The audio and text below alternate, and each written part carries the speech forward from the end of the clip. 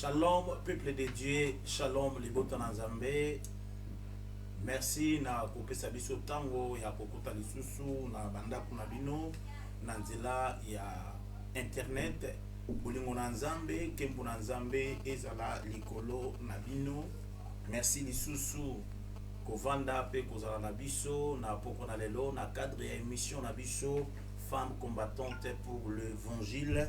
Lelo lisusu Nzamba pamboli biso apesi biso ngolu ya ko passer lisusu émission oyo etundimi na bolingo na Nzambe mawa Nzambe ezomonana pe kembo Nzambe ezali kotalisama na bomoi na bino comme d'habitude nazali na ba mama na biso mais en nombre réduit aujourd'hui et cela n'empêche pas tout ça la musala oyo Nzamba bengeli biso kosala tika Nzambe apambola bino na momese no tulungi to yamba ba mama na biso baïba na présenter. Je sais que bilongo ezali sous bilongi ba ko présenter binoté mais na yo ko zali ba ko mona biso pe akolanda biso moko na liboso to zali bongo église CFEC internationale to zali ko émettre pardon à partir ya Irlande awa na cadre ya émission na biso Femmes combattantes pour l'évangile et sikanini to zui plateforme oyo komemaka mateya komemaka d'exhortation oyo kokiko kembisa kosunga lisusu makasi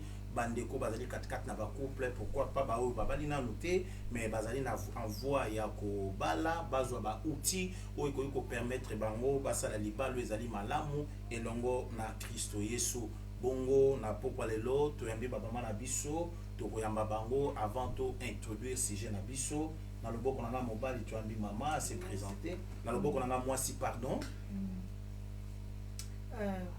Shalom, peuple de Dieu. Comme on a maman Blondie, nous avons ya ba maman na ya ba femme combattante. Merci. Maman Blondine, moi ba maman la femme combattante na le boka mobali. Shalom, moi c'est maman Linda. Nous avons ba femme combattante aussi dans l'église Fée de l'Éternel. Maman Linda, moko ya ba femme combattante na kati église c'est fait. Na zonge pa na yo, na zonge pa maman femme combattante des amis. Gloire à Dieu. Femme combattante eza ministère. Eza eloko Nzamba pesaki pona kosala musala na ye. Donc femme combattante eza eloko moko tozaki ko prier mingi ngai na maman Blondine. Tozaki au moins ba lundi tozo bondela tozaki ko bondela mais jour moko na prière na nazaki ko bondela nga mona ndako Nzamba ko ibisanga bi na ngai na pesi ministère moko o bobenga femme combattante de l'évangile kende partager ngona ba mama lokwa maman Blondine nazaki mama o nazaki ko travailler to travailler na mingi na domaine ya prière na komaki ezaki un certain lundi je pense na kati église na kendaki na expliquer ki maman Blondine eloko wana na bi ke Nzamba tie kati na ngai eloko moko ke biso toza ba femme combattante donc to bible to texte biso yango ba parler na évodi na Saint-Tiche ba bi ba ngonde ba ba femme o ba bundaki pour l'évangile. Donc tozaki elembo ya évodi na Saint-Tiche donc ebandaki kala moke to continuer que on a intercession kaka chaque lundi ngana maman Blondine tozaki ko prier pour na eloko yango Nzamba tiaki on makasi kati na biso to komaki ti to koti retraite tozo bonda pe Nzamba atombo eloko yango après un certain moment Nzamba yaki ko pesa nga likanisi ki photo bimisa mo na niveau ya mboka donc awa na Waterford esika tozali to sollicitaki ba maman mususu de l'église donc femme combattante eza lisanga o ezo sangisa ba mama ya église nyonso tout donc eza te église na biso kaka na se fait na fait de l'éternité mais tozo sangisa ba mama église dans toutes les femmes chrétiennes o baza na kata service déjà bazo salela Nzambe tozo sangisa bango tozo kutana bango na mission ya koklakisa ba mama oyo bayebi na Nzambe te bayebi Nzambe to ba mama o bayebi déjà Nzambe baza na kati ya ba église kotalisa bango lolenge nini bakoyi kotambola na Nzambe lolenge nini bakoyi kosalela Nzambe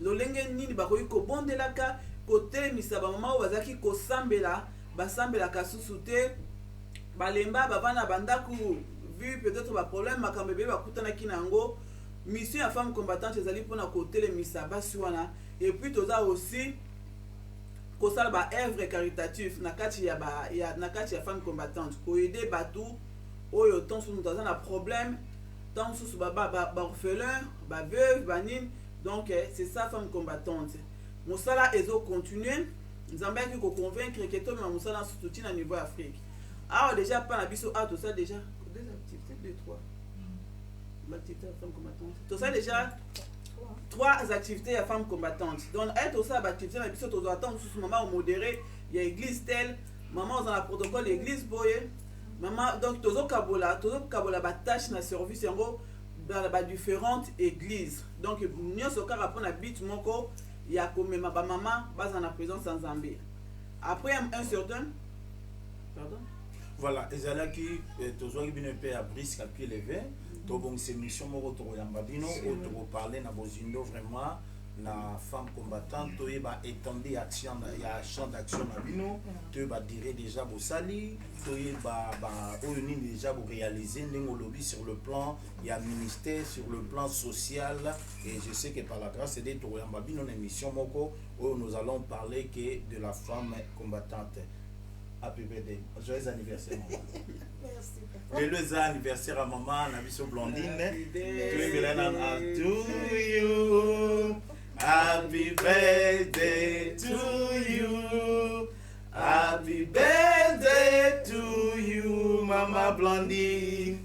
Happy birthday to you. Thank you. Merci. Que Dieu soit loué. Merci. Ezalaka malamu tango nzambe azali kobakisa mokolo na mvula na moto. Ça fait tellement du bien et il faut tous la reconnaissante na nzambe o azali kosela biso makamana kokama misusu bazikokisi mvula wana te mais Dieu nous fait grâce ya kototaliser mvula wana. Nous devons dire à ce Dieu merci à l'exception de ma péripétie belé na makambo belé mais azali réellement Ebenezer pour na biso lokumu ezonga epai na ye parce que jusqu'ici azali ko secourir biso. Amen. Gloire soit rendue à Dieu. Bien-aimé, je sais que bozali ebele pe bokozali ebele ya kolanda biso émission na biso ebandi bobongama bandeko yo baza disposé à poser ba question ba poser biso ba question botini ba question na bino mais d'emblée tokoluka to répondre à ba question o eko cadrer na émission to na sujet tozali kolobela parce que plus tozo ba question plus ba question na ezali important mais ezali ko faire éloigner biso na ba sujet na biso na bongo tozali kokota penza na bozindo ya ba sujet na biso te. Comme promis, tokoza na continuité à sujet na biso, tobandaki koloba dimanche leki, tozali ko parler sur ba obligation ya mwasi mokristo to papa azali mokristo katikati na foyer. Ba obligation, je pense que to énumérer kaka moke tellement on a été bombardé na ba question.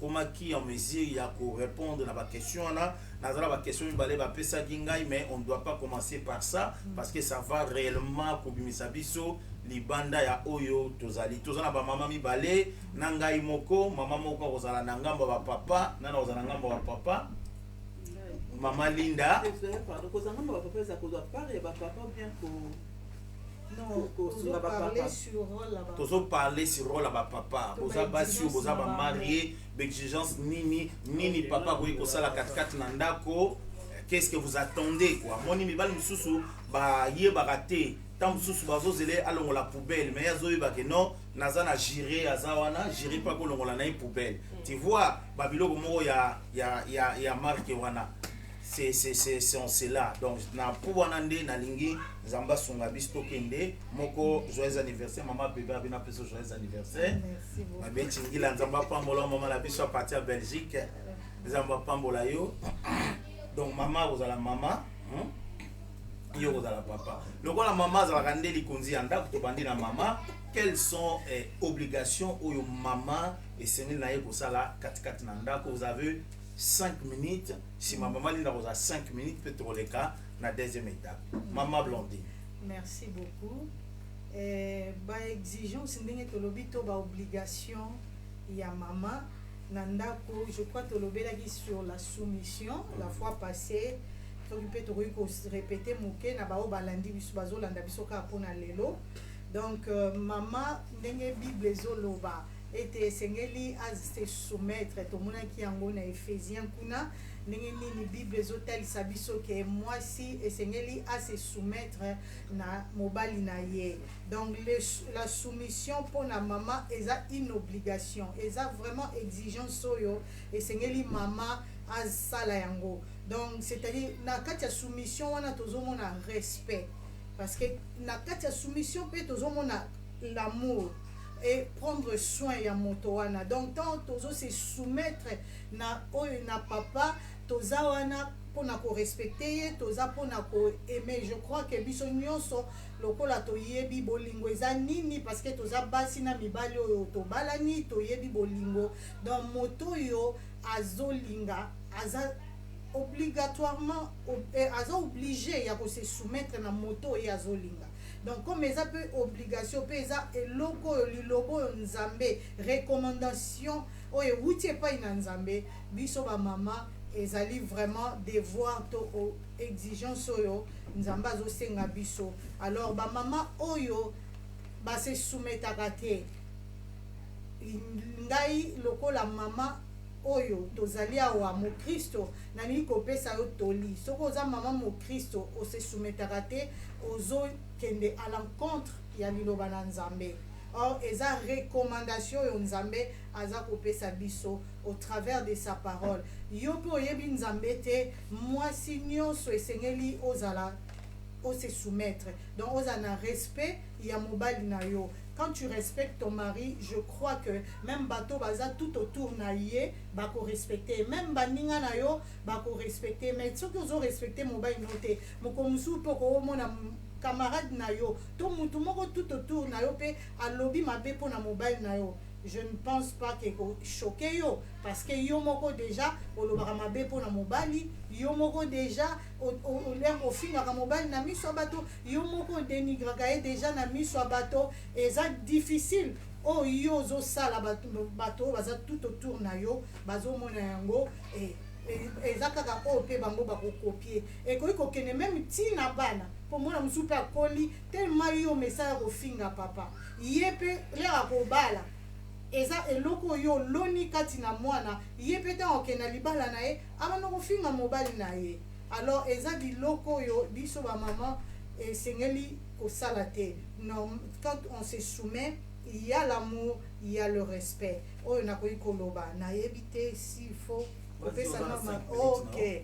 Alors il y a encore eloko ya ko se sacrifier pour na mobali, pour na ndako na yo.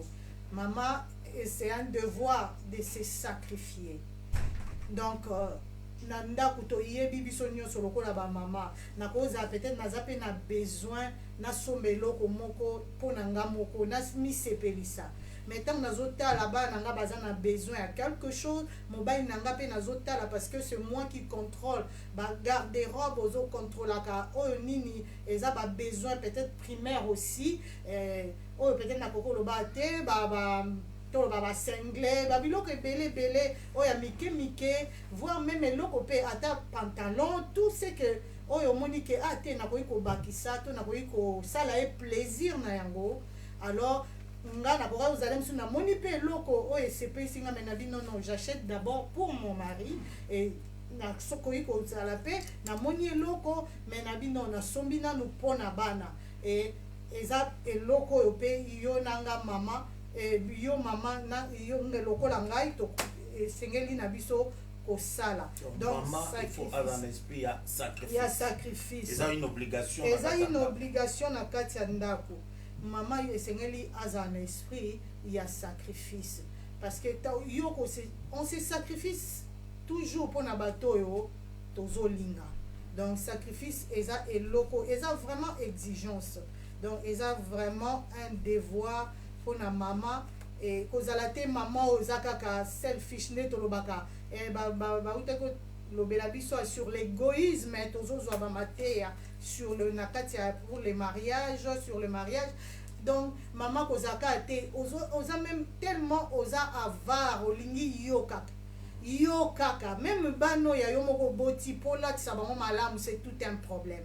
Oh mobali po azala bien, c'est tout un problème. Eza malamu mingi te. ke ozokoma avare ozokoma ate mpo égoïsme na yo ezolinga kaka yo olingi so oke esika yo nde omona mobali etali yo kutu te bana etali yo kutu te alors eza malamu mingi te eza malamu mingi te gloire à Dieu question moko oyelinga ntango ozali koloba awa na papa na mama na nakosomela mobali moninga bilamba c'est vice versa gloire à Dieu merci mama Linda tozwi yo mpe ngambo bapapa je ne sais pas ce que ça la récapitulatif non maman Sali ou bien vous qui directement à autre baki mokona dimanche vous avez 5 minutes aussi. Okay. Merci beaucoup. Là la monnaie na tout ça révision mkeza mieux par rapport à autre baki dimanche parce que nde tozolo ba awa dimanche to bandaki juste le sujet na biso mais to développer qui ont vraiment été par rapport à ba question oyo to zoaki bon ba ezaki bien ba question nous ezaki bien parce que ezo saka partie ya thème na biso tozolana mais et bien ça qui biso moi moké na sous thème na biso o tozalaki na yango mais cela n'empêche pas que to répondre à ba question parce que Nzambe azandenga temps pour sa makambu na ye peut-être to mona ki et yaki neti biso c'est vraiment to mona lokwe bimisa ki mezande ko moko esungaki peut-être bengaki peut-être akomaki que émission dimanche du fingai esunga na loko boy vraiment et yaki Nzamba pambola bino bandeko yo makambu tozolo ba ezo sunga bino na ba couple na bino vraiment bozo tala biso te ke to yebi na biso mingi te mais bozo considérer au moins on Nzamba zo tia na minoko na biso que Dieu vous bénisse encore. Merci. Ngana zolo bela ba papa. Je pense que dimanche passé dans le bloc il y a 2 points. Point liboso dans le bloc qui point moko s'il vous plaît. Dans le bloc qui point moko sur responsabilité. Mais les là nazo ngana ne bandel mukie nazo ba sur l'amour. Nazo parler d'amour comme obligation té, mais nazo parler d'amour comme devoir. Et que eza devoir ya mobali kolinga mwasi na ye. Parce que c'est ce que Bible ezo recommandé biso. Or ebele ya bato to ebele ya ya mibali ba bosani devoir wana na kati ba couple na bango to ba longole loko wana na kati ya ba famille na bango mobali azana besoin mwasi à se soumettre na ye mais ye azana alingi ko lapisa mwasi amour te nazaki na besoin to tanga muke na Bible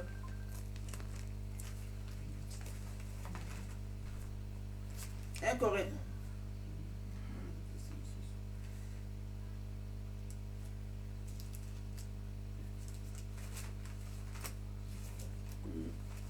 S'il vous plaît, tout le temps à parce que la lunette était, la bosse pour ma lunette nangai.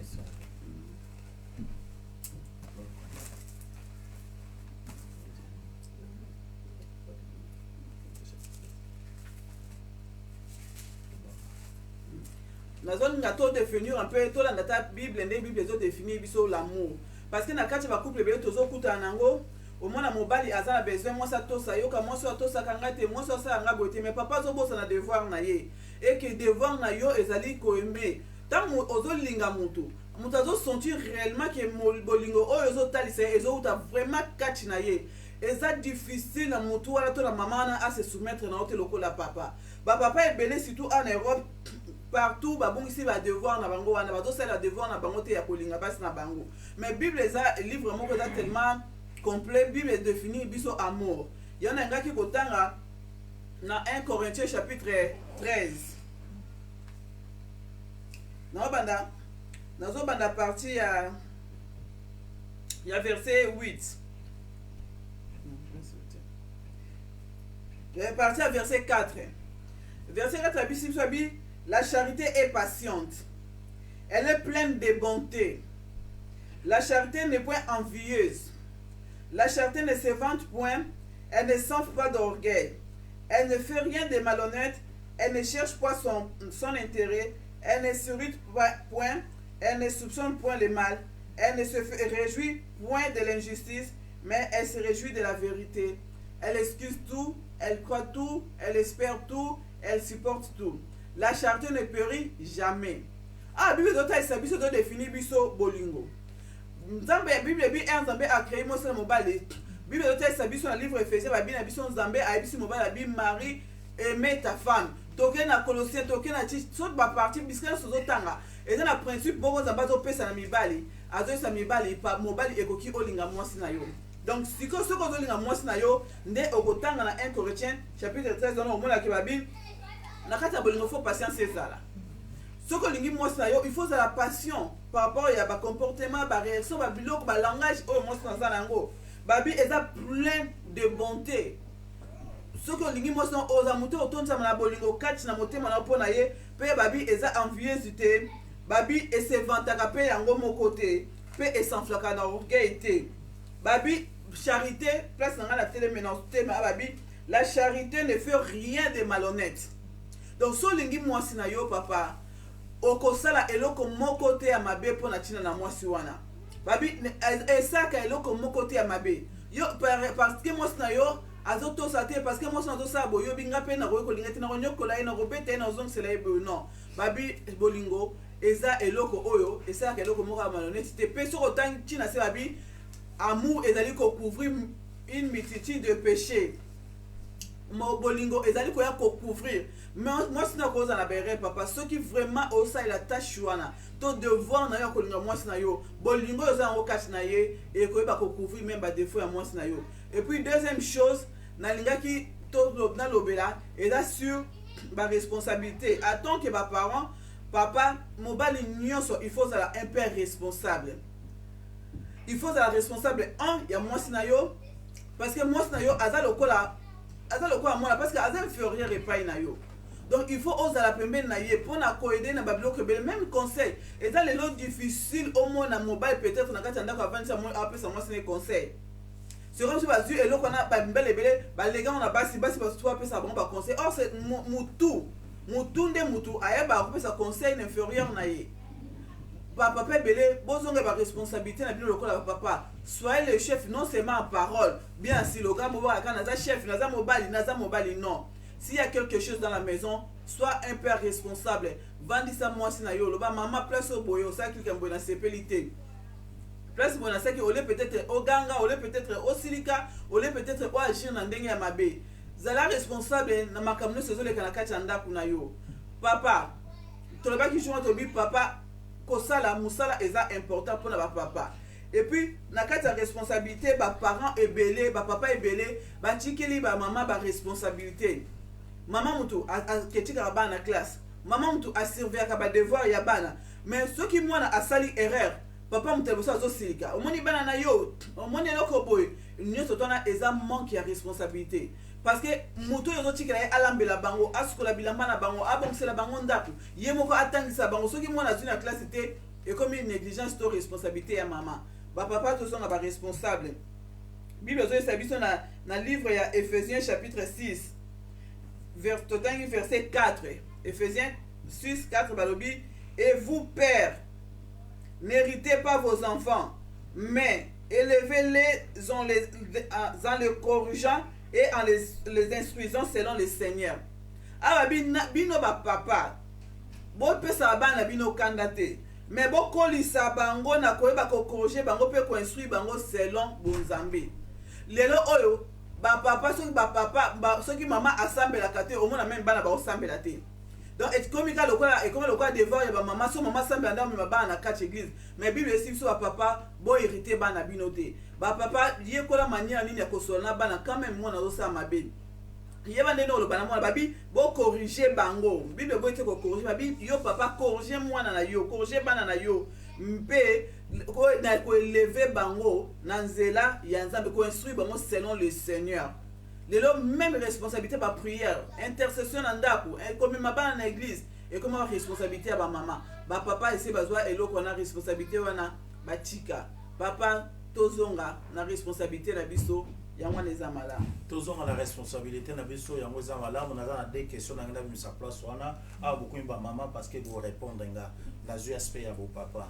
Tozana difficulté mingi quand vous parlez de la responsabilité de mibali bazwa responsabilité na bango. Mobali pose la responsabilité na ye il faut bâtir que la espace. Quand la femme s'accapare de tout na nyonso au moins te que mobali pona ko éviter tant sous makambo de mama opesi de olobi intervention na OK bon le quoi yo lingi ozwa nyonso alors diriger nyonso et mobali na ko éviter peut-être makambo parce que d'autres biloko mibali batika la responsabilité atika yango na bon cœur te pour na ko éviter ka makambo parce que olingo za la chef na bo chef na bo to boye tika na bo et vous appelez ligne il y a préoccupation aux ali komona bino oyo zali komona irresponsabilité mais tant sous papa aboyi na makambo tant sous a lobby nengo lobby ke ba pesa ba maman conseil a lobby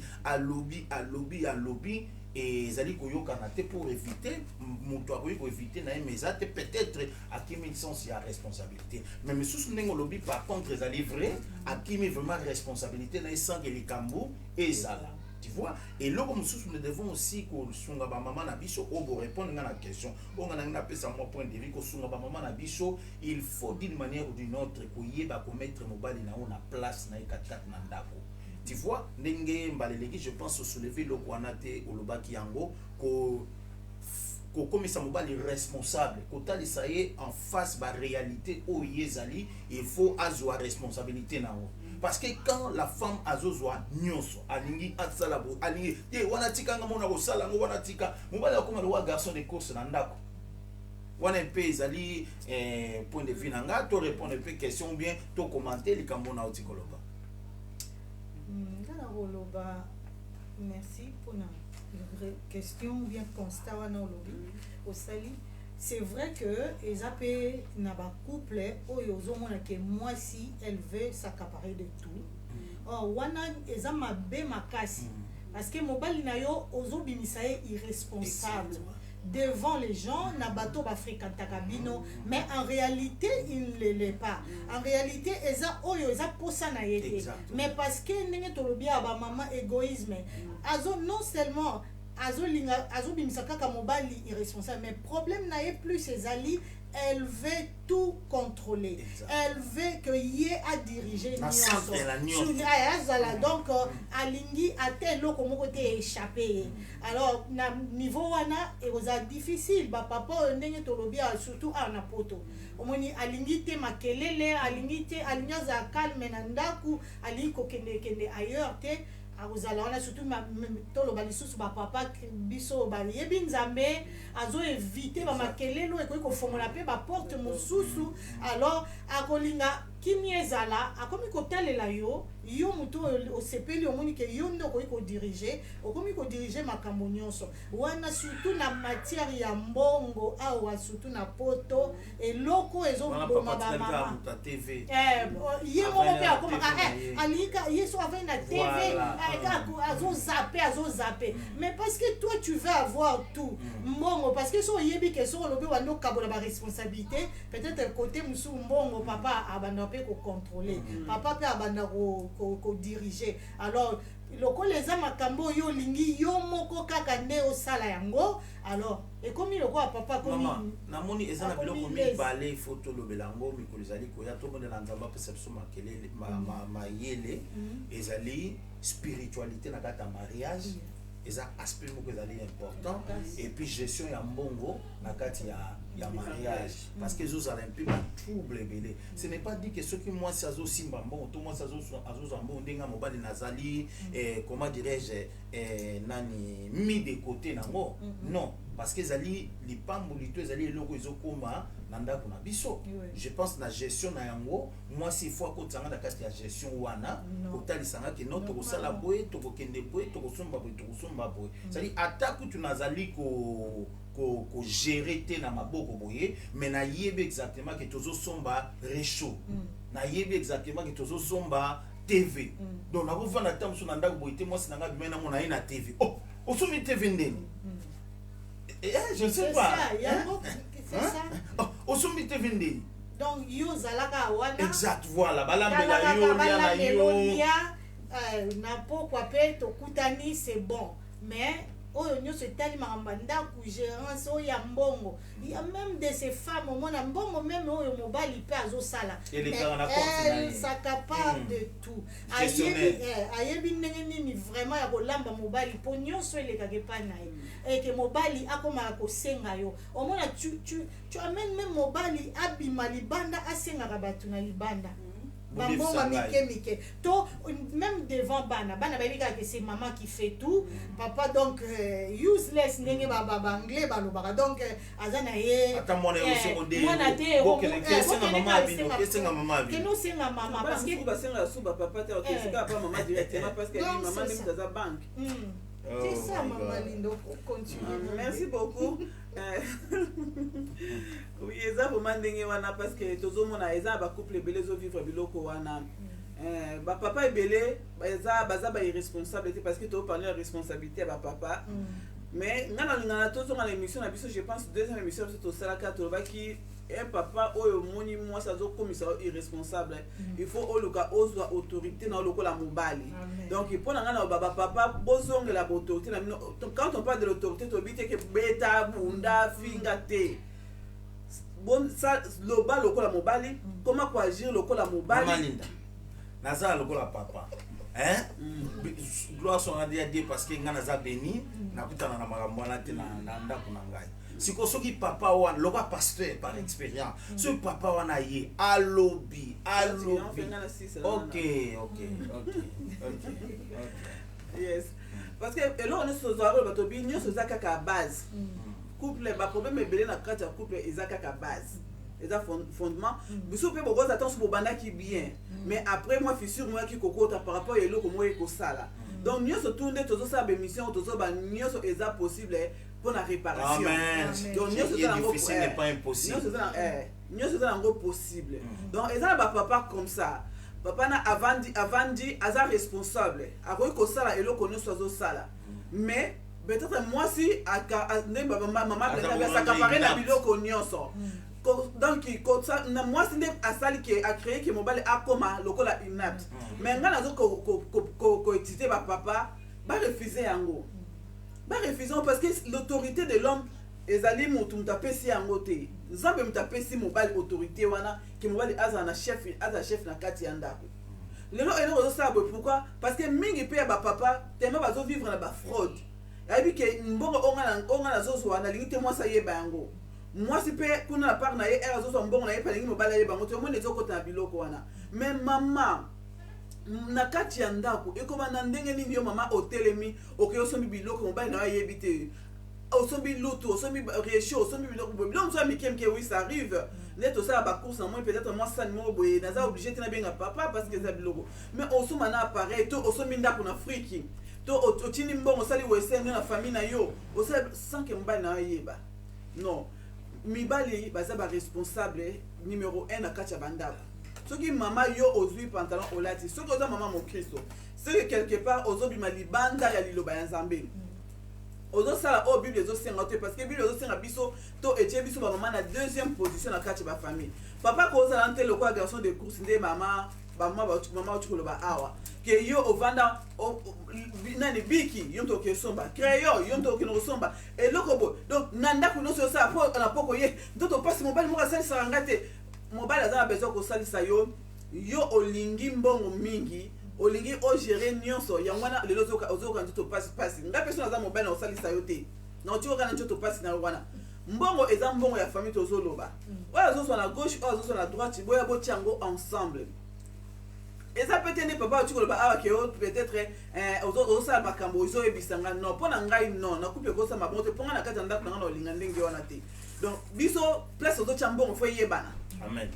Mbongo ya biso ezalaka place boye soki papa aza na besoin 20 azwa 20 ayebisi nga zwi 20 ngana aza na besoin 10 na kozwa 10 nayebisi ye oyo ezouta kote na ye oyo ezouta kote na nga tozosangisa yango tozofandisa yango place moko tobaki jour wana ke bambongo tozozwa ezokomisa biso bamillionnaire te mais mpo nani ezokabola mabala na biso mpo na nini toni kosangisa bambongo na biso te or eloko nyonso to bato baosala lisanga eza na plus de bénédiction ke oyo moto azosala ye moko nga na loba ngo abi tozwa ka ya bafemme sel na bamboka oyo tozali tala bafemme sel komi basala makambo malonga rien de grave mais tala bacouple oyo baza uni bavandi bazosangisa bambongo na bango oyo bavandi kaka teke baza na kati ya ndako moko mais baza na bambongo na bango ensemble au moins bacouple ya koma bazoprogresse donc papa mpo na nga na bapapa zongela responsabilité na lokola papa oza chef mwasi akoki kodirige to yo moto kodirige couple mais soki ti son faiblesse na yo eza wana na makambo wana okoka kogere te mais au moins il faut yebaka ata maman mutato gérer mutato pesa idée azozongisa boye mais papa faut yeba ki maman bimisi 50 place boye maman sali boye et puis ba maman o bazwaka mbongo s'il vous plaît ba maman soki ozwaka mbongo na bino ya ndako arrêtez système peut-être ozwi mbongo oleki maman magasin okesa la course à moins que ça eloko boyokana ki nango na mobile te maman soki tosi ozwi mbongo okoleka place bosomba eloko boye soki te zwa mbongo na yo yaka nango nano na ndako bosale olakisi papa boprie mpo na mbongo na bino bango bapesaka 10 bolongoli 10 na bino balongoli badepense na bino oyo kotikala kobomba bozwi bokotisi mais système mingi bamama bazala yango dès que ozwi kaka mbongo obandi bacourse yango biloko wana ezobeta baproblème parce que na kati ya bacourse tolulaka trop na shopping okosomba na biloko oyo kana ye kosomba te omwana lobi ezopesa baproblème to batrouble na kati ya bacourse mais papa ezala responsable ezongela responsabilité na yo parce que nzambe moto apesaki yango moto apesa yango te omoni nangi naloba eloko moko na likambo lobi ya bamama mpona kosomba biloko boyeboye. Moi je pense que biso nde banoir tosombaka babiloko mabe mondele avant somba eloko to bato mosusu bazali na contexte na conception na bango avant somba eloko atamboli nanu sambongo ayebika na kosomba oyo na kosomba oyo na kosomba oyo e mokolo oyo nzambe akosala ngolu ete azwi makoki asombi akei exactement na place oyo asengelaki kosomba eloko na ye mpe asombi eloko na ye. Ça vraiment ezali eloko moko aussi ezali important. Nzamba lola asunga biso. Merci na bandeko nyonso tozali na bango en direct. Nzamba pambola bino basali na nzambo tozana bino mokonzi amona bino wana ezalaki parenthèse otolika kofungola totala comment on pouvait s'entraider na niveau wana tozonge pa mama Blondine azali ko continuer kopesa biso nini ezali obligation pona mama kosala 4 na ndaku hormis ba oyo ayebisi biso to apesi biso. Merci beaucoup. Eloko mosusu oyo eza obligation mama esengeli kosala na ndako koveiller na climat ya ndako ezala climat moko ya joie pe climat moko ya paix. Donc ezali responsabilité na yo mama parce que biso nyonso toyebi soki mama azali na azana ndako ndenge nini ayeba kopesa esengo bauta ekoloba biso na ba émission passée maman azalaka wana mpona koadoucir donc même motema ya papa quand maman est là toyebi ke ndako ezalaka na esengo alors il faut lokola eza eloko eza ya yo il faut yeba koveiller na yango na ke ndako ezala toujours na joie ndako ezala toujours na paix. Par exemple, na yo na papa, il peut y avoir des petites incompréhensions. Yo mama, ozana devoir wana ya koluka toujours ko rechercher la paix. Ezape o ezali lobanza bezo lobana biso de rechercher la paix. Ezate parce que yonde osalaki mabe yango ke ko rechercher la paix. Même quand tu as raison, ozana devoir wana lokola maman na kati ya ndako lokola gouvernante na kati ya ndako ya koluka climat ezala toujours ya joie ya paix oza na devoir wana même na kati na bana bakoki kozala na mésentente bakoki kozala na mwa ba dispute na bango ba discussion oza obligé parce que eza obligation na yo mama eza obligation eza devoir na yo mama ya koluka kotia kimia na bana ya kolakisa bana ndenge ni bakoki kolingana entre bango na bango eza très important tozomona ba famille mususu omona mwana oyo aza kote mwana moko na moko neti surtout awa na poto bana baza na accès na ba téléphone na ba tablette na ba nini omona oyo mususu azaka likolo entre les sœurs entre les frères baza na temps même pas ya kosolola baza na temps même pas ya koluka kozala ensemble or muta koyi koluka ko créer yango souvent eza mama bango na bango peut-être ils peuvent trouver ça normal mais or biso lokola ba mama ko instruire bango ete il faut linga ndeko na yo il faut boye baka ko solola oye baka pe ndeko no tam susu azana likambo to problème moko tam bozo solola mingi tam bozo lingana azana facilité ya ko communiquer yo oyo eza pasi na ye to ya kotalisa yo problème na ye tomoni na poto même bana ezaka ya mindele te même ya biso banoir omona bana mosusu omona avanda na likambo na ye aza crispé nzoka na aza baproblème aza na ndeko na ye wana moyen ayebisa ye te donc mutu na makambo na ye pourquoi parce que climat yango eza ndenge wana ndako mama asalaka makambo na ndenge na ye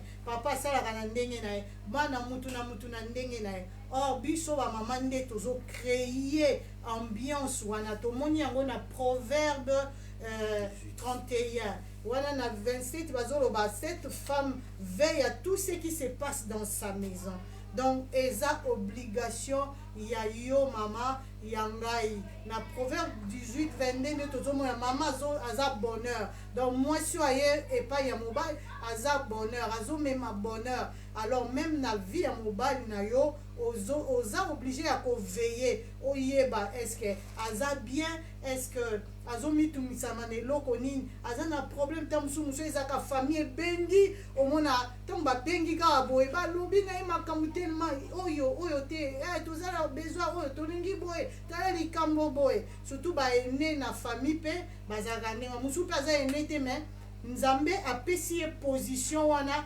makambo mingi eyelaka ye balingi koyoka ye mingi alors soki oza na mobali wana yo ozoveille na vie na ye okoyeba ntango mosusu ocomprendre ke auti ozwa telefone e namoni ke akomi na humeur moko ya bien te to aza préoccupé na eloko moko alors okoluka otia ye à l'aise okoluka oloba ne maloba kitoko oefase un peu oyo peut-être eutaki kofrustre ye ou bien oyo eutaki kopesa ye mwa pasi peut-être na oyo ayoki to na oyo ezoleka peut-être na famille na ye ekozala eza devoir na yo mama na ngai mama oyo tokoki ezali devoir na yo mama na ngai mama oyo tokoki kosala tokepa mama Linda. Merci beaucoup. Dans la responsabilité de papa, il y a vraiment patience. Nous avons un livre 1 Corinthiens chapitre 13. C'est vrai, papa, le coup la yosa mutu, donc mutu azala mutu nde azala miso. Donc miso nde mutemonaka. Donc papa aza mutu yo, il faut à contrôler la nyonso na kati ya ndako. Le fait que ozo contrôler nyonso na kati ya ndako ezo senga ope patience. Donc na kati na yango tellement obandomona makambo ebele parce que nous avons miso ozomona yo nous avons matoyi mutozo yoka oyoka makambo ebele même sur moi na yo même sur bana na yo. Mais papa, il faut vraiment patience et la makasi na kati ya vie na yo. Banda koyeba ko landeni ya ko supporter ba caprice ya mwasi na yo, eza devoir na papa. Si ye ko landeni ya ko supporter ba faiblesse ya mwasi na yo, ye ko landeni ya ko supporter ba erreur ya mwasi na to bité o accepter yango mais o supporter yango. Donc le fait que bana ko supporter yango, nde ozana makoki to ozana moyen ya ko pardonner ye pe ya ko yeba ko corriger yango. Ya vraiment même Bible zo yebisa biso kuna. Donc supporter maman na kato malobate, mobali ko supporter moi ses obligations. Devoir. Ngana ben na parler d'obligation te ba devoir. Na ba na parler de ba devoir. Na ba eza devoir ya mobali. Parce que ceux qui tobali ko na bina parler d'obligation, ils ont le quoi imposition. Bien aimé, s'il vous plaît, si vous avez la question, posez question na yo. Toza ko continuer, tona continuité émission na biso, voilà, toyo kiyo. Ya na biso ki tolobi na obligation, ils ont le quoi to na rotema le quoi na za ko imposer ba papa. Or le quoi moi si na ko imposer ba papa te mais na ko ki au moins ko aider ba papa na ba responsabilité na bango, na ba devoir na bango le quoi la papa. Donc papa il faut la passion na ba réaction. Il faut pour ba papa mingi so moi si ka salika moindre le comme yepe ba moko à réagir. Mais bolingo, abi moto azana bolingo azana moto azana patience kati na ye. Ozomona makambu mais neti ozomona te papa koza lokola mwasi te eza basi eza lokola mwa nature basi basaka boye tant ça doit réfléchir après mais papa bino bapesa bino mitema minene kutu biso to zeba mikene ainsi eza pe fou bano baki papa bapesa bango biloko yo mais c'est comme si papa bazana na so mingi te elo moye bano ba papa awa baloba bapesa bango eloko ala pona komela kama kambu. Si on a contexte yango ezaka bizarre ba biwa maman de ba ke maminene so ba biba papa ba melaka ba mama ba papa ba melaka ba mama ba la mitema papa bomba o mitema bomba ka papa o melina o kaka donc so meli c'est que o lekisi yango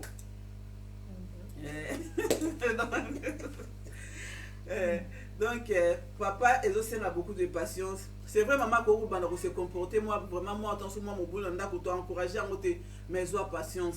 Patience, voilà, c'est avec amour. Et que Sungayo, ou Bandeni, a aider maman. Regardez, là, on a insisté, c'est pas conseil. Papa est belé, ba conseiller, ba maman te. Papa est belé, ba reprocher, ba maman avec douceur te. To avec amour te. Yé kolandenga ko reprocher mais na douceur nyonso yé kolandenga ko soki boy douceur ata amour ça là amour na yo parce que bible ça ça biso que amour ezo couvrir ba multitude ya péché banda yé kolandenga ko reprocher moi c'est pas ba se belé pe lelo so bazo tambola malamu te eza erreur ya mibali parce que mobile ça tiki les ça là moi ça ça linda mibali balobi balembi c'est quoi ça pe mibali baloba na bango pété. Ben éviter na bango kaka. Bon, moi je pense ekoyi kozala oya lobby maman oya lobby donc à mon changement mon côté. Ouais lobby qu'est-ce qu'il fait faire? Ouais lobby à zo mon changement te pona ngai. Moi si à lobby à lukape ba parrain abi vu privé na ngai ba parrain pe bazali na bango isagénique. Bon, moi si au lobby ozo yokate pona ngai soki olingi. Mais parce qu'il y a des femmes hein. Si il y a des femmes au mobile à côté mais la même à tenue vestimentaire na yé. Mais aboyi mais moi ça non on attend bozo mona yé bobi est-ce que mobile à mon réalité penza mais mobile ya bato à lobby. C'est quoi pourquoi biso totina ka basi basambela pona mibali ba ko sambela pona basité. Mobile pas ko ma bondeli e moni moi na yo azo changer te atikala ka ndenga po mama bondela papa ko bongwana papa pe bondela ka mama ko bongwana.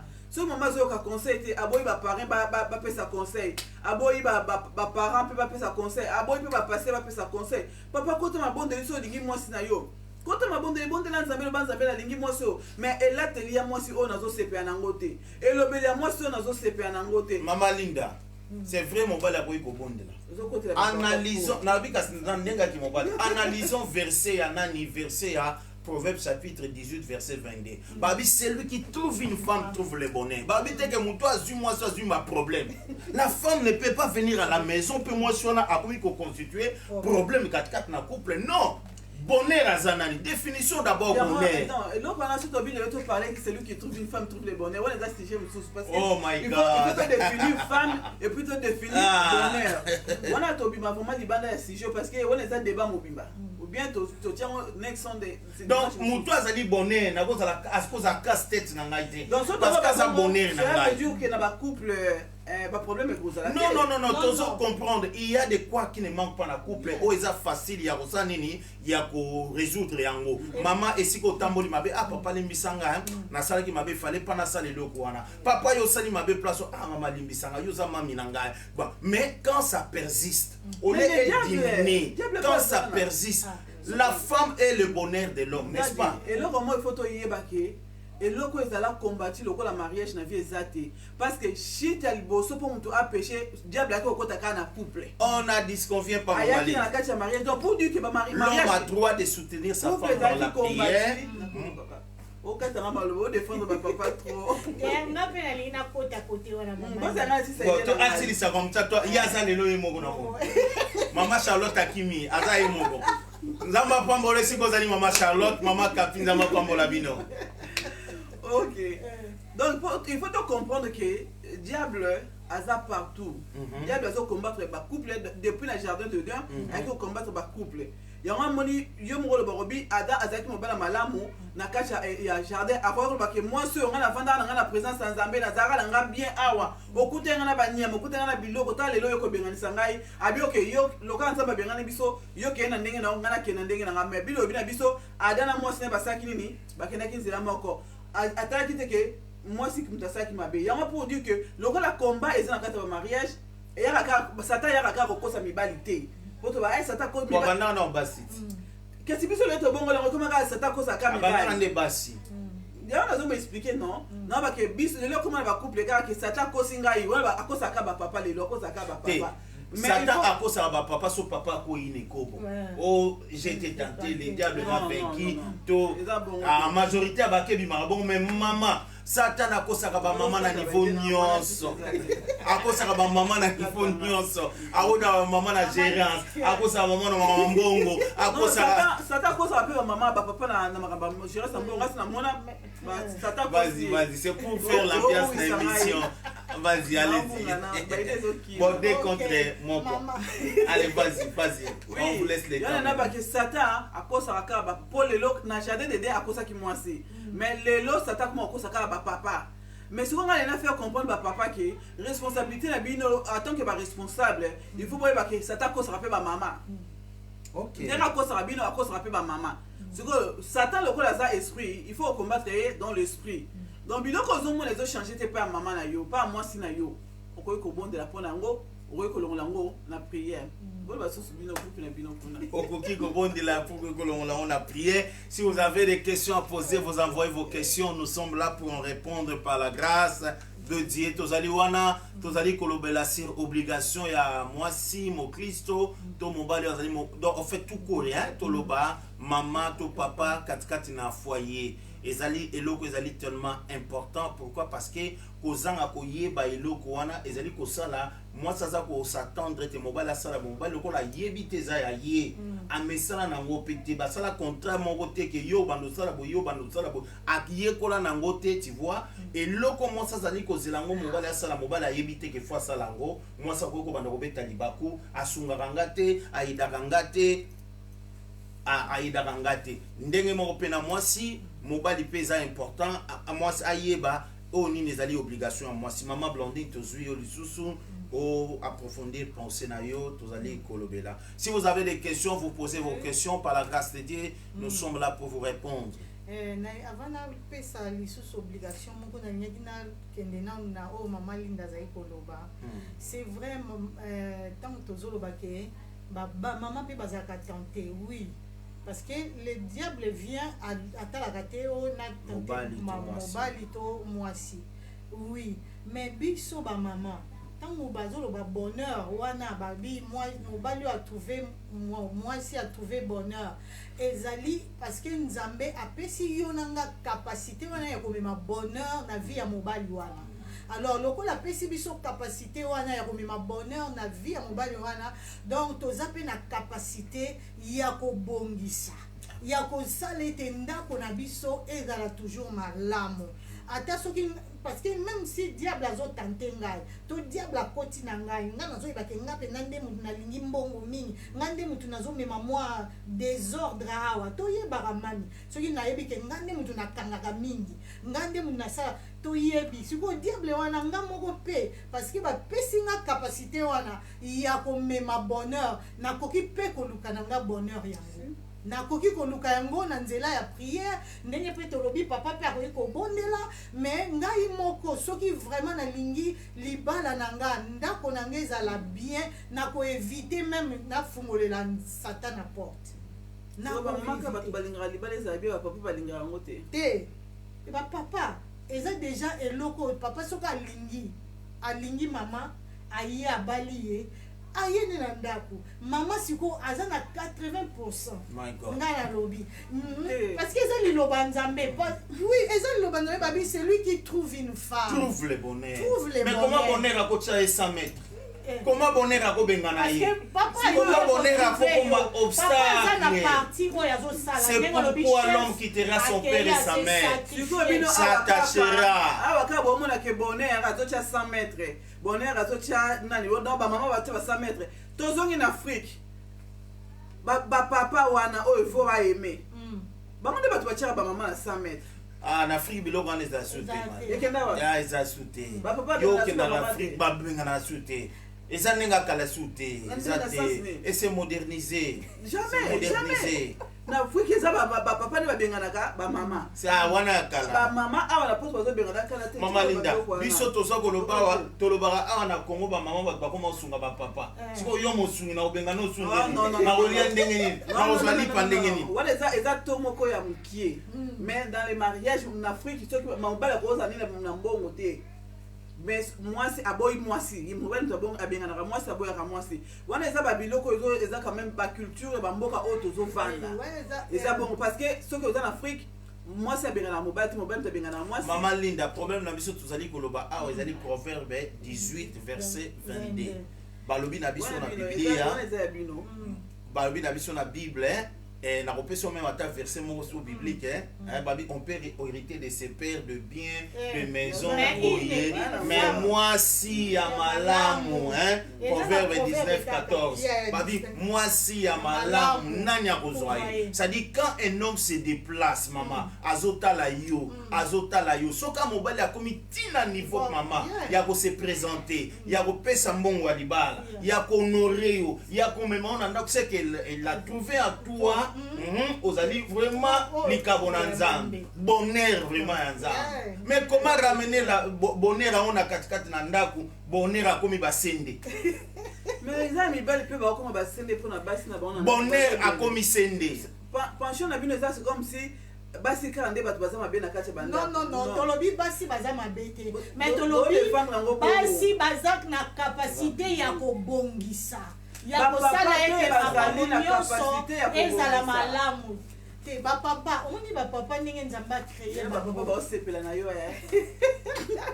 te tozoloba eza makomi donc bapapa ndenge nzambe asali bango yo moko lobi bakoki komela mais baza bato baza carré tu vois les choses mais maman yo bapesi yo mote ya monene e bapesi yo makoki wana ya komema bonheur donc nani aza na makasi tozala kaka nga bapenganga aide semblable aide kaka na makambo ya mbongo totanga Genèse chapitre 3 verset 16 Genèse chapitre 3 verset 16 Bible mina biso dini. Il dit à la femme, j'augmenterai la souffrance de tes grossesses. Tu enfanteras avec douleur. À lui, tes désirs se porteront vers ton mari. Babi désir na yo et que se porter vers nani mobali na yo. Mais il dominera sur toi. Babi comment balobi ngana dominer yo comme dominer ngal. Comment ça? Balobi ngana ko dominer yo comme ko dominer nga. Ngana ko tinda yo comme ko tindanga. Mais nous allons à la contre Yali Lomananzambe et comme nous sommes en train de parler sur le plan de Dieu sur le mariage, on en parlera dans la conception. Nous sommes là pour faire l'ambiance de l'émission. C'est pourquoi tu as dit qu'on peut s'en aboyer poto bimisana, mais nous tous nous formons corps moko, pensée moko pour exhorter pour le peuple nanzambe. Ba mibali o bazali ko mona ke bango bazali ba chef. Bazonga ndenge mama Linda azali koloba pe baso bazali komona bango bazali boye bazonga pe ndenge biso tozali koloba pour qu'il y ait harmonie complicité na mabala na biso pour que le Seigneur azala glorifié. Politique émission na biso c'est un peu cela to betala mitu awate mais tozaka na divergence pour que na kata divergence na biso wana to pesa point de vue moko complet oye kozwa o azali na gauche na o azali na droite et memi na centre pe toke à la na nzela liloba na nzambe ezali kosenga biso. Gloire soit rendue à Dieu. Nous sommes dans la continuité émission na biso momo lingaro le bozana versango Proverbe 21 verset 14 totangango Proverbe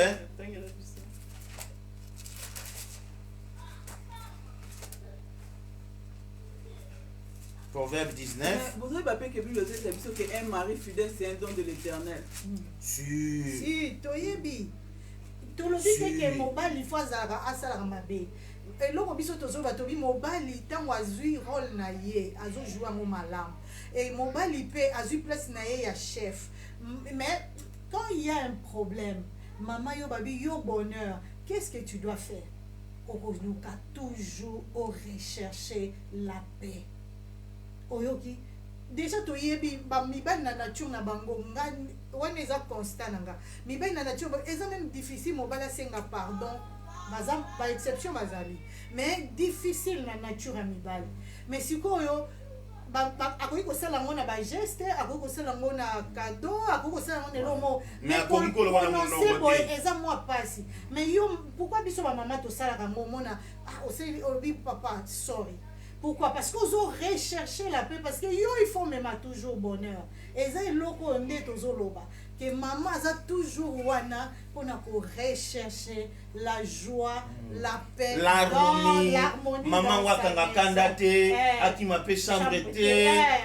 nyonso akoma papa za na salon iye aza na cuisine papa ke abeti tour lokola zwa eloko na salon alandi nde mama mais mama abimi kote boye eloko bozo reprocher na bamama eza kaka nde mona bapapa parce que y a des couples pareils oyo biloko tonso bozo bake mama moto asili kaka mona papa moto asili kaka eza na bamama mosusu mpe bapapa nga na osoutenir bino lelo lelo aza na mapa olandi biso ekote na biso non parce que bino bozosoutenir sorry pardon nga nazonga natesa baresponsabilité ya bapapa bapapa mpe oyo bazali bamama basilikaka na kati ya ndako bazali omona papa aza très colérique papa aza furieux en tout cas mpo na ngai nde nalobaki mablanci nalobi ngai naloba déjà ke ngai constant nasali eza bapapa bato basengaka pardon na bacouple bapapa mpo balingana bama makambo te eleka kaka oye kote boye ezalaka kuna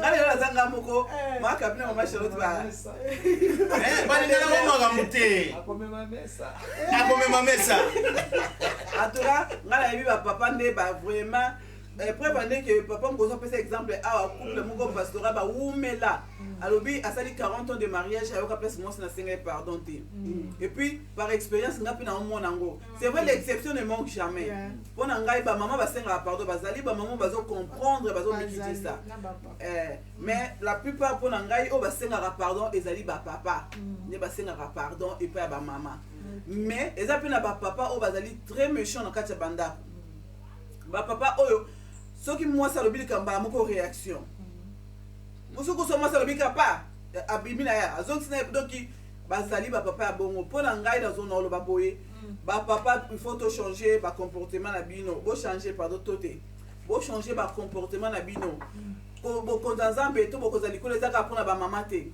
bato bakobongisa libala eza kaka bamama te ezali bino mpe bapapa bokoki mpe kogene mpona mwasi na yo ata na baeglise toyoka yango rare papa tokotema bondeli mpona bamama toyoka mama tobondela mpona bapapa na biso bondela ezaka difficile yoka papa bondela mpona mama parce que mama akweyaki combien de fois mibali bazokweya sikoyo mama linda zela kotana kotala bapapa eza lokola bible lobi na biso lelo na katikati eza lokola bible lobi na biso masumu ya bato mosusu emonisaka mbangu me ya misusu emonisamaka na koumela. C'est ça ce que la Bible dit.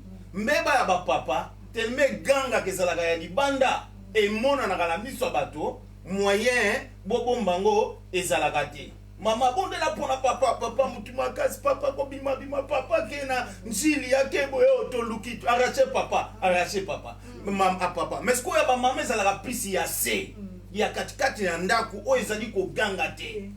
Mais si que biso le doit comprendre que babilo wana kati ba maman parce que ma beza kati maman que le temps soit ça l'adultère non même ba réaction ba comportement ba langage ba habillement bilo kana nyo surtout pourquoi pas ba papa peut recopier pour na ba maman et ça oui. Parce que il y a des femmes qui souffrent pour l'anga kutu et ça basi ne va souffrir plus ça ba couple que mibali entre moi on appelle ça 70% ya basi surtout na Europe va souffrir pour les camibali donc basi baza si mais pour ma belle ça na ba réaction peut-être à ba maman mais na quand tu as vu un couple surtout so moi ça lingi libala parce que ne va souffrir plus mibali va souffrir mukie mais peut-être par rapport à tozo pe ça va conseil et muto comme yoka libanda maman ba réaction des autres ko ko za mabe mais ba cause ya makama belé et ba souffrance ezali ba papa ne bazo causer on peut ba maman pour ni ba papa te so moi sino na mabe oko bondela papa bo poser ba question bo contredire bo pesa penser na bino tout ça c'est la bino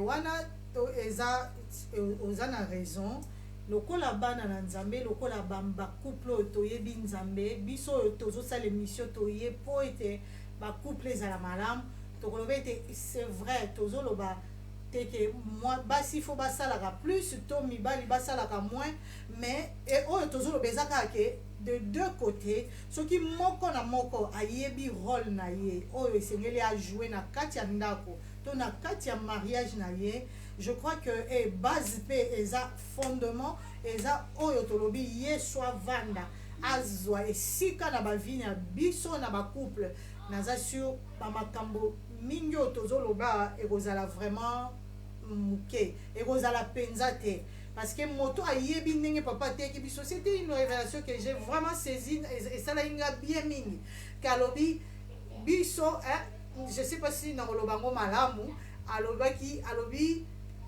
moi ngai nazozala bénéficiaire ya mwasi na ngai pona par rapport ya Yesu oyo tozolanda par rapport à deuxième bénéficiaire parce que mwasi na ngai azocraindre Nzambe et akolinga te oui crainte Nzambe wana ezosala que azala malamu na ndako azala malamu liboso ya Nzambe pe azala malamu liboso nga pe na bénéficier na malamu wana parce que quand mwasi azocraindre Nzambe ayebi ke Nzambe alobi na ye na Bible que linga mobali na yo. C'est une recommandation. Qu'est-ce qu'il va faire? Linga to soumets-toi à ton mari. Et sa recommandation, se soumettre. La soumission, il y aura le respect, il y a toutes ces choses-là qui vont se suivre. Et vice versa, papa pe sok azoi banga Nzambe ako yeba kolanda ako tosa Nzambe azo tosa liloba na Nzambe et moi c'est aux deuxième bénéficiaire ya oye azo kotosa epai na Nzambe ya liloba wana et ça que couple ezala vraiment en harmonie et va vivre malamu. C'est ça. Gloire soit rendue à Dieu en dépit de tout ce que tu as dit koloba libala ezali esika oyo toko ko comparer en wata nisika moko teleki malamu. Soki mobali azali ko sala ba obligation pe ba devoir na malamu 4 na ndako na ye mwasi de même pe azali ko sala ba devoir na ye ba obligation na ye makasi esika wana ezali eloko musantu. Pourquoi? Parce que bao mibale bazali eloko ya motuya. Proverbe chapitre 19 esika na linga totanga maman ba kinanga za kinango verset 24 babi na biso abazolo bana pona mibali babi na biso boy.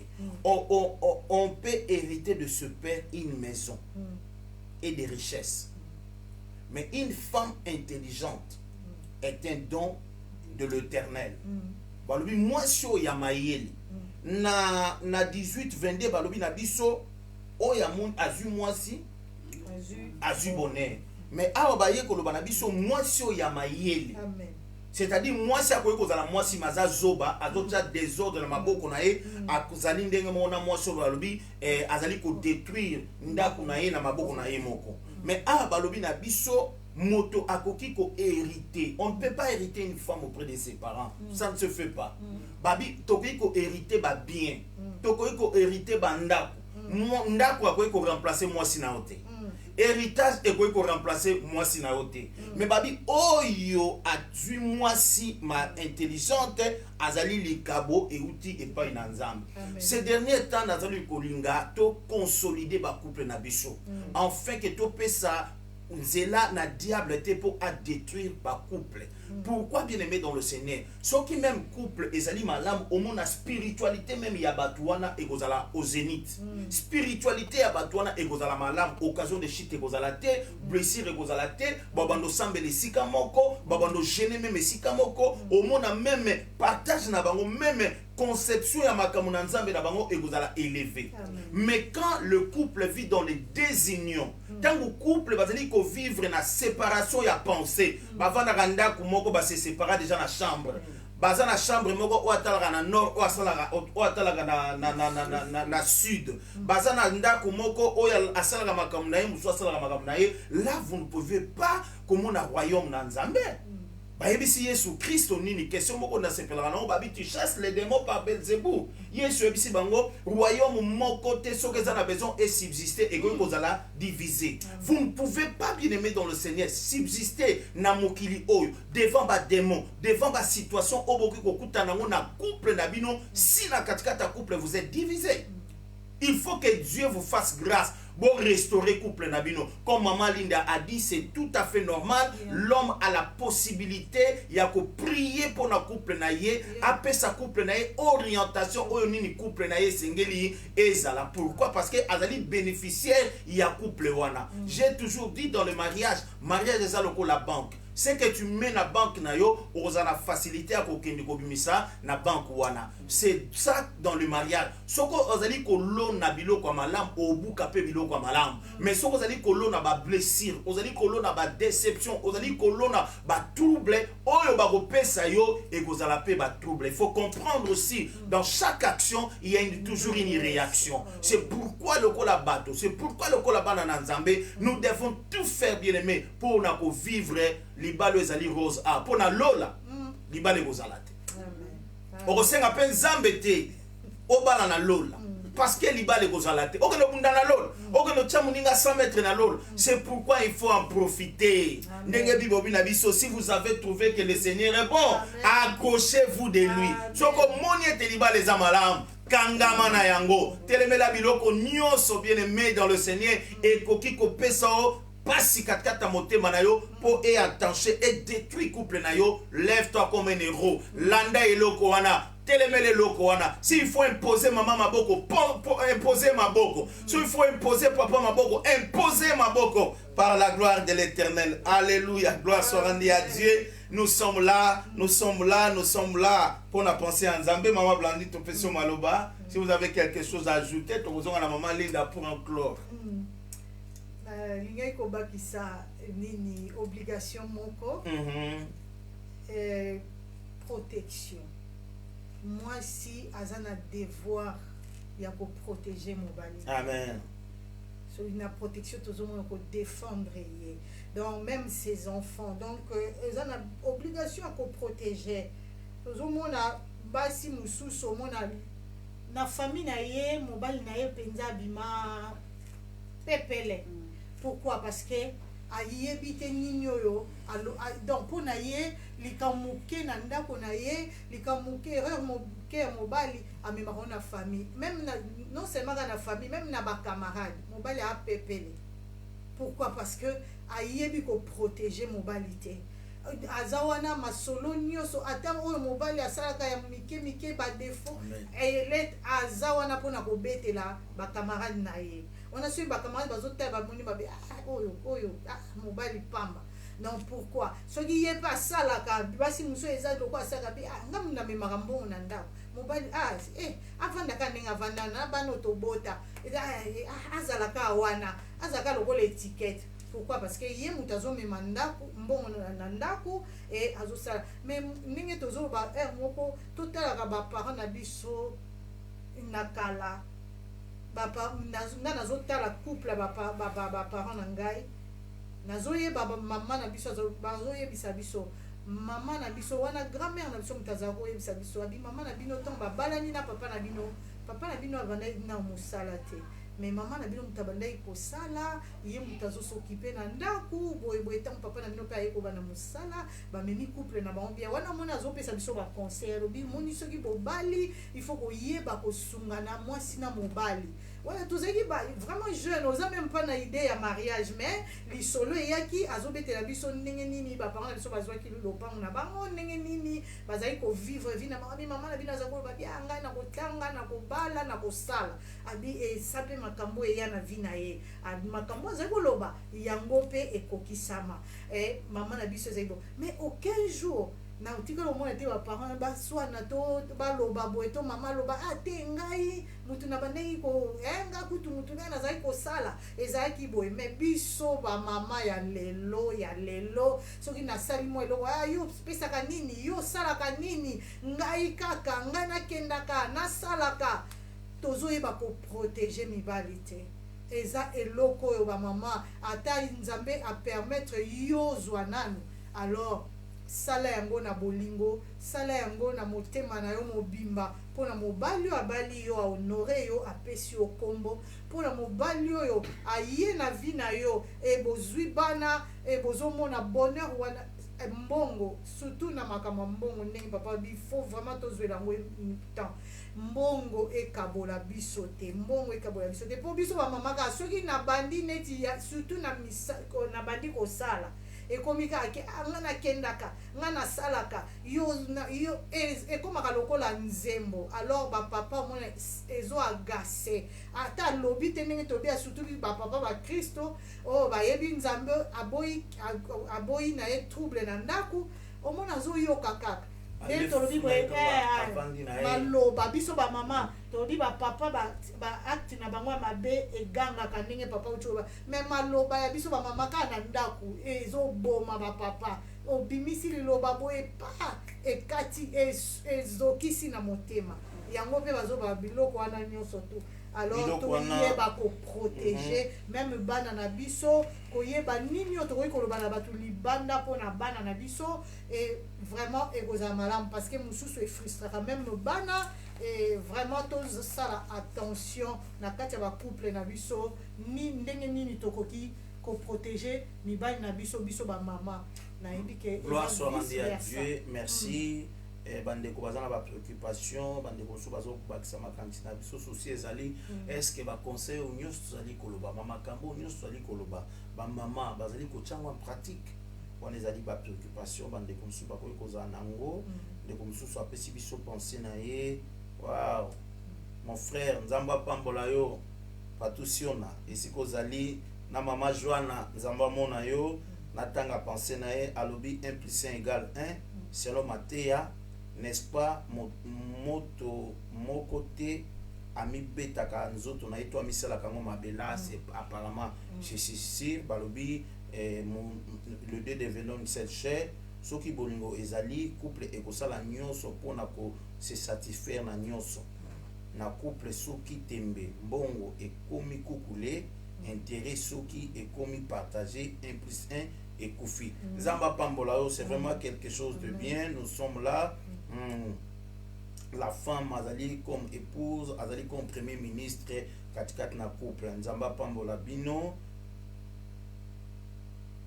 Moto babakisa kango koni, parce que si vous bakisa koni te, moto wana, ego bomama. Gloire soit rendue à Dieu.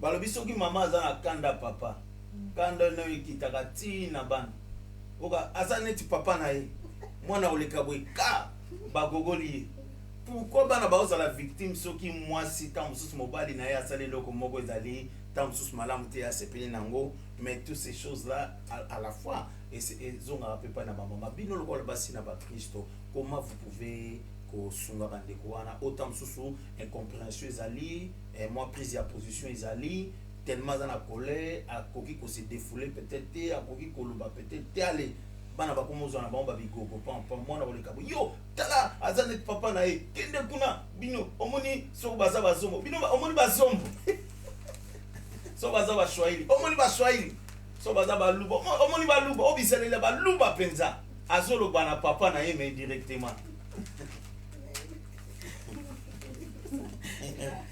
Amen.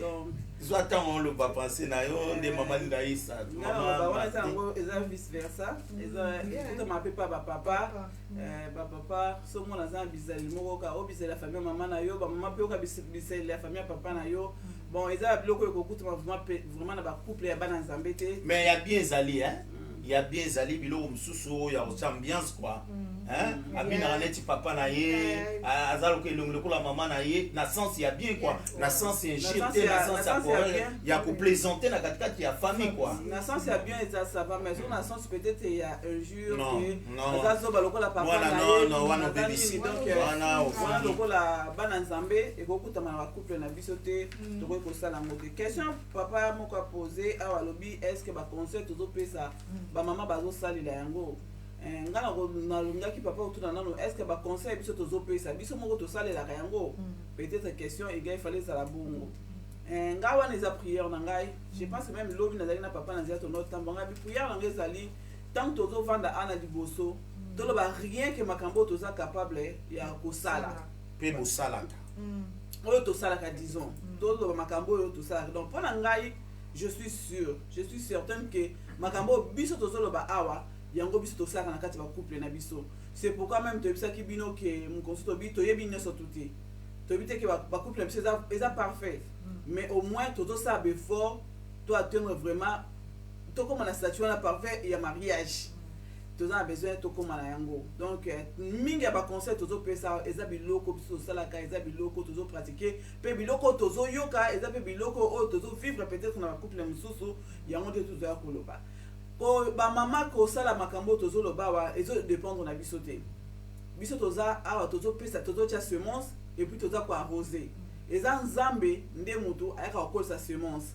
et puis ba mama o aza ko accepter azo yoka ngo eza lokwa kande bateyaka na église mate bakoki kote yango me mutu moko kaka azwi yango abongoli motema soki andimi yango bamama oyo bazondiba yango baomettre en pratique parce que toza na batémoignage toza na batémoignage bamama baobenga biso bapapa bazobenga biso bazokomela biso vraiment il y a des témoignages donc par là je peux répondre na papa que makambo tozosala awa ezosala mateya tozoteya awa ezosala misala na bavie ya bato ebele parce que tozozwa batémoignage ebele ya mosusu kuta omwana azoregrete même ah mama so naokaki bien avant nde nakometaki acte boye te tana libala na nga nasalaki eloko boye nasalaki eloko boye mais soki nayokaki bino avant nde nasalaki eloko wana te pour dire ke bato bazozwa yango bazali mais baoyo mpe bazoyamba yango te bazolekisa yango kaka lokola aventure lokola masolo biso tobondela nzambe asala bango grâce asimba mitema na bango mpo tozoyalekisa rt tozoya a mpo bafamille moko etongama tozoya a mpo nzambe asala grâce ya bamariage eza na bacouple eza na baproblème ezwa kimia ezwa esengo parce que bible esi biso kuna na 1 Corinthiens babi nous sommes appelés de vivre dans la paix tolingi bacouple ezala vraiment dans la paix merci. Voilà, nzambe alingi bacouple ezala na kimia, c'est pourquoi avec toute espérance nous osons et notre prière est que ozana libalo ezali ya kimia ozana libalo ezali ya ba problème te. C'est vrai bien aimé dans le Seigneur ba problème la katikata ba couple ezanga raté mais lokola mwana na nzambe na sepelaka na David albitant nazalaki kobatela ba bate ya papa na ngai soki ursa ye abi nazalaki kolanda ye les ennemis à mariage bazalaka. Et là, vous ne devez pas oublier, le diable est ennemi à l'émotion, na ba gens naïe. Pourquoi? Parce que le diable a pris kolingate au vivre na ilo konzamba pesio. Tout le monde a la voiture et les pambol. Mais les bas n'a pas les pambol. Et les pambol nyonso diable landara po a baby sango. Les lois en abato belé diable a baby si les bas na bango mais c'est qu'on a sepela nango et lo moko za la impossible pas na nzambe ezalité. Ya yo ezali ya yo nzamba za na makoki nzamba zo matsange loko yo. Oh ezali difficile eza impossible te. Nzamba za na makoki a ko rendre yango possible au likambo yo penza ekokisami nzamba sali yango. Dieu est capable de toutes choses ndekonanga. C'est pourquoi nous vous souhaitons bien aimé bo vivre libalo ezali malamu. Mama vana na kiti na yo lokola mama katikati na ndako. Papa vana na kiti na yo lokola papa katikati na ndako. Motawe la kiti ya muninga azalate moto awela kozesika moninga azalate. Je pense que tokosala libala oyo ekozala malamu ata na miso ya mokonzi ata na miso ya nzambe ezale sika moko te ko ekozala na kimia koleka libala na ndako libala na yo. C'est pourquoi Bible lobi na biso eza esengo kolia lipa ya kokauka nesika ya kimia ata bozana bozangi nzale zali mwasi azobota te bozana ba difficulté bozana ba problème mais quand il y a l'harmonie bien aimé dans le Seigneur na kati ya couple wana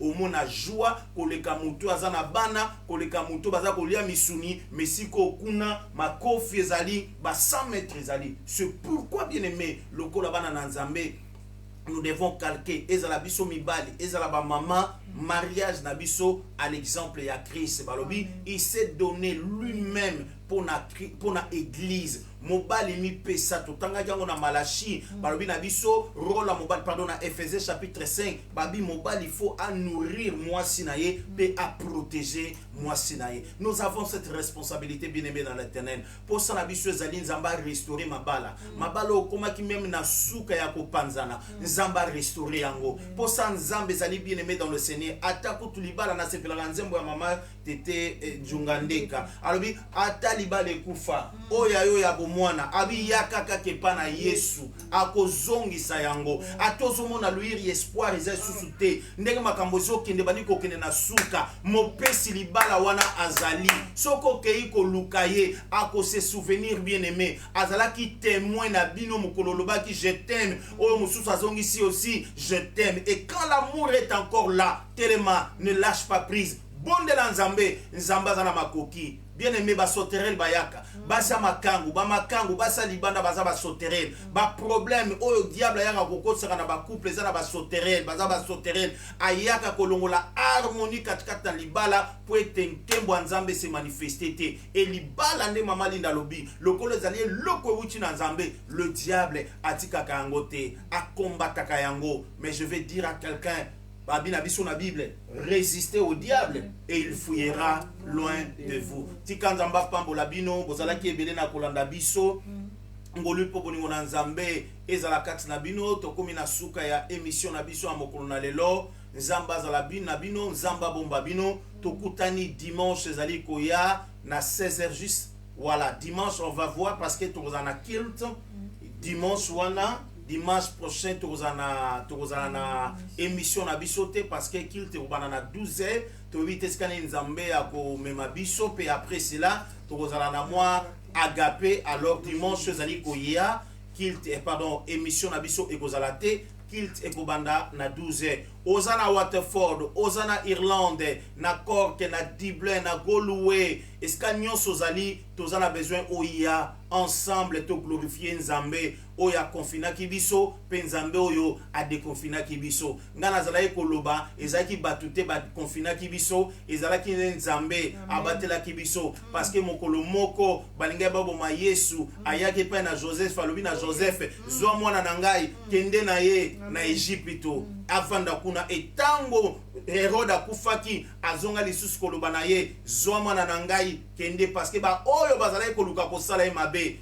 bakufi na ndimaki ete pe na ndimi nzambo akotisaki biso nzambo abimisaki biso losambo na biso ezalaki le 23 mars mokolo suka to priaki fléau oyo ekosimba biso te na moment ya dénombrement moko akozanga te et je crois fermement au nom de Jésus nzamba batela kibiso atoba azalaki frappé na maladie nzambe Pascal obaki na dénombrement bakozanga te bazalaki nzamba pambola bino nzamba mona bino tokutani alors lobby à partir à 6h na dévotion matinale na biso peut continuité enseignement na biso. Dieu va vous bénir et nous fera du bien. Tikanzamba pambola bino, bozane suggestion, bozali peut-être na ba idée, boko melabiso, tokozanga te mettre en place, comme nous avons dit, ndenge ba bazali koloba, nous connaissons à partie et nous prophétisons à partie. Zambe na lola, apambola bino, na kombo na Yesu Kristo. Amen. Amen. Amen. Na équipe technique na biso, Papa Gilles, Papa Faustin,